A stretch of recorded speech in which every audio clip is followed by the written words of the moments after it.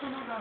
に騙されてたんちゃうかっていうなんか失望感さえ生まれるような気がしますけど、ここはきっちりやってるのでお願いしますよ。さあ続いてこちらです。沿岸部が津波で壊滅しました三重県では漁業を立て直すため民間企業を参入させるいわゆる水産特区っていうのが出てきています。果たしてこの水産特区は何なのか、このキーワードは何でしょうか。ここから大沢さん、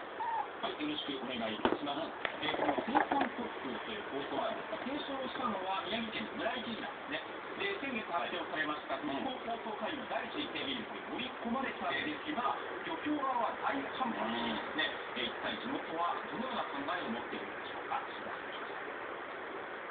全国漁業協同組合連合会の発表した都の会場で230人の組合員が集まりまして、水産特区構想に対する反対決起集会を行います。昨日、全国から漁協の代表者らが集まり開かれた緊急集会。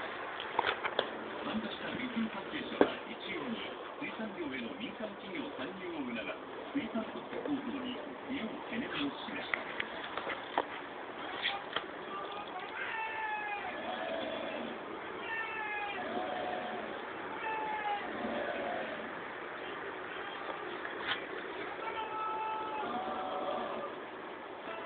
全国の漁協が反対の声を上げる水産特区構想とは一体何なのか。この構想は宮城の漁業をすることを目的に宮城県の村井知事が政府の復興構想会議に提案したもの。私は水産業全て